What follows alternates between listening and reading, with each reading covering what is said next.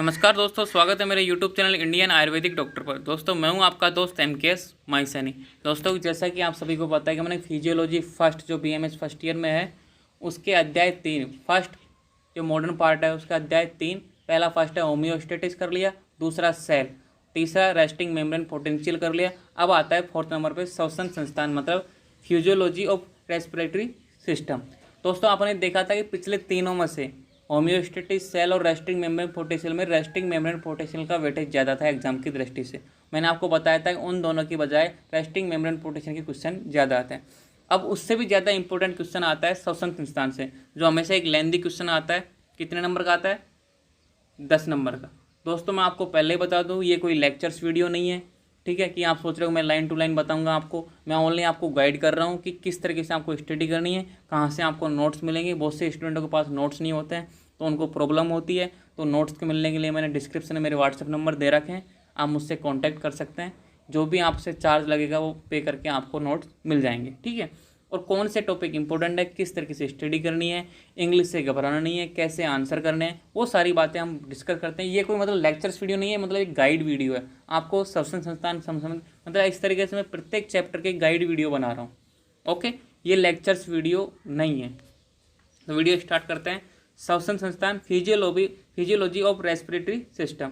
तो दोस्तों ये चैप्टर इतना बड़ा है, अगर अपन लेक्चर्स वीडियो बनाए तो कम से कम 10 से 15 पार्ट बन जाएंगे, तो एक महीने में ये चैप्टर ही कंप्लीट हो। तो इसके लिए अपन क्या करते हैं कि श्वसन क्रिया, रेस्पिरेशन, श्वसन प्रकार, श्वसन संस्थान, जितने भी ये हैं सब सिलेबस में अपने, तभी तो सिलेबस बड़ा है फिजियोलॉजी का। लेकिन ये सब ईजी है। ईजी कैसे है कि अपन ने ये सारी चीज़ स्टडी की हुई है। कहाँ पे स्टडी की हुई है? या तो आपने 12th में स्टडी की है, जिन स्टूडेंट ने नीट की तैयारी करी है, नीट के अच्छे एग्जाम में आए हैं और गवर्नमेंट कॉलेज मिली है, उनके लिए ये टॉपिक मतलब एक तरीके से खेल है, एक तरीके से इजी है। लेकिन जो एक्स्ट्रा टॉपिक जुड़े हुए हैं, जो BMS में अपन आने के बाद में जो स्टडी करते हैं, उन्हीं से क्वेश्चन आते हैं। जो अपन ने स्टडी किया कराया होता है उससे तो एक क्वेश्चन आते ही नहीं है। तो ये सब है ना नॉलेज के लिए है कि वो अपन भूल नहीं गए हो, एक रिवाइज के लिए। श्वसन क्रिया अपन कब से पढ़ रहे हैं? क्लास 8 से। श्वसन प्रकार कितने होते हैं? श्वसन संस्थान की क्रिया संरचना, functional anatomy of respiratory system, श्वसन कला, वायु संचार, श्वास प्रश्वास प्रक्रिया, ये सारी चीज़ें अपन एक एक बात करेंगे। और कौन सा इंपॉर्टेंट पॉइंट है और कौन सा एक्स्ट्रा पॉइंट है, वो क्वेश्चन किस तरीके से आता है, वो सारी बातें होती हैं। तो स्टार्ट करते हैं। श्वसन संस्थान अध्याय 4। तो दोस्तों आप सभी को पता है कि रेस्पिरेशन, इंस्पायरेशन और एक्सपिरेशन, एक्टिव प्रोसेस और पैसिव, ये डायग्राम आपको सबको पता है। जब भी कोई क्वेश्चन आता है, ठीक है, इससे रिलेटेड, तो आपको ये डायग्राम याद होना चाहिए, ठीक है। टाइप्स ऑफ रेस्पिरेशन, बाह्य श्वसन और अंत्य श्वसन, ओके क्लियर, ठीक है। श्वसन संस्थान की क्रियात्मक इकाई, तो रेस्पिरेटरी ट्रैक्ट और फंक्शनली टू। तो ट्रैक्ट मतलब होता है कि भाई नाक से जब अंदर तक कैसे जाता है, तो ये आपको याद होना चाहिए। Nasal cavity, pharynx, larynx, trachea, bronchi, bronchioles, alveolar duct और एलोवेलाई, ठीक है।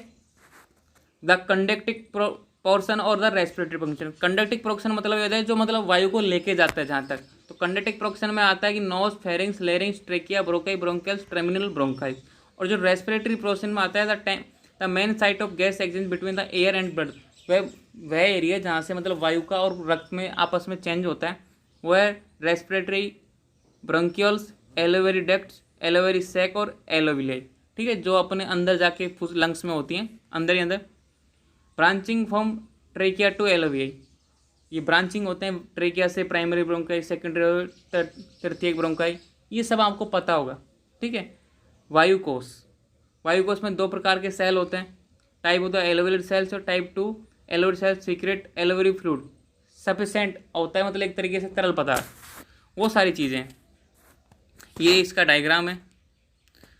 रेस्पिरेटरी मेम्ब्रेन इतनी कोई ज़रूरी नहीं है। वेंटिलेशन, वायु संचरण किस तरीके से होता है कि भाई O2 है, किस तरीके से O2 जाती है, किस तरीके से CO2 बाहर निकलती है, वो सारी क्रियाएं होती हैं। मैकेनिज्म ऑफ रेस्पिरेशन, श्वसन प्रश्वास प्रक्रिया, श्वसन प्रक्रिया, सारी चीज़ वही है। यहाँ पे इंग्लिश में लिख रखी है, वहाँ हिंदी में थी, बस इतना सही है। 10th 12th में अपन हिंदी में स्टडी करते हैं।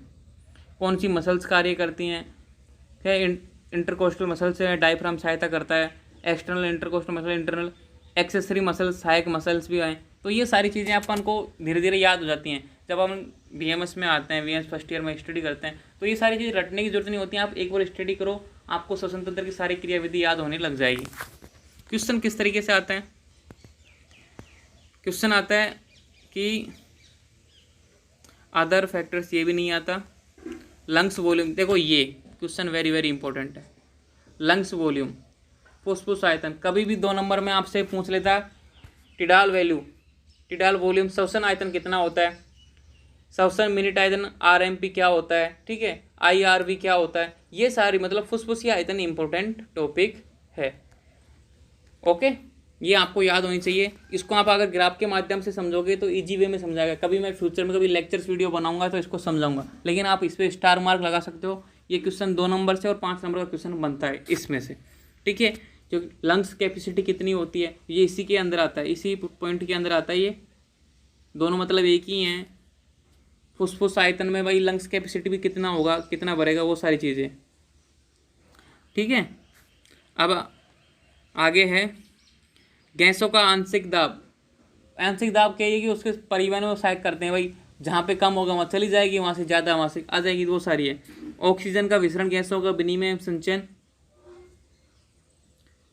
मतलब एक तरीके से डिटेल में है सब कुछ, लेकिन आपको एग्जाम में आपको पता है कि आयुर्वेद पोर्शन पे ज़्यादा महत्व दिया जाता है, मॉडर्न की कम।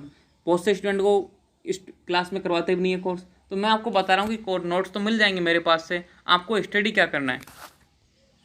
तो ये सारी चीज़ें होती हैं। ये आपको गैसों का विनिमय वाला जो चार्ट है, आपको इसको ध्यान में रखना है पूरा, और आपको इस पर स्टार मार्क लगाना है, इम्पोर्टेंट। दोस्तों मेरा काम है, जो स्टूडेंट देखो, एक तो होता है टॉपर, ठीक है, उसको कोई जरूरत नहीं होती किसी भी हेल्प की, ठीक है। एक होता है जो लो, वो बिल्कुल उसको कितना ही समझा लो वो पास नहीं होता। एक होता है मीडियम वाला, उसको अगर थोड़ी सा टहनी पकड़ा दे तो वो तिनका समझ के उसको पार कर जाता है नदी को, ठीक है। उसी तरीके से आप बीएमएस फर्स्ट ईयर जो मीडियम वर्ग के स्टूडेंट होते हैं ना कमज़ोर ना होशियार, उनको ऐसी सहायता मिलती है, उनके लिए ये वीडियो है। तो आपको ये इंपॉर्टेंट है, ये आपको याद होना चाहिए, ठीक है। तंत्रिका तंत्र प्रक्रिया से भाई किस तरह का तंत्रिका तंत्र कार्य करता है इसमें, और है श्वसन केंद्र को प्रभावित करने वाले कारक। कोई जरूरी नहीं है इतना डीप में जाने की,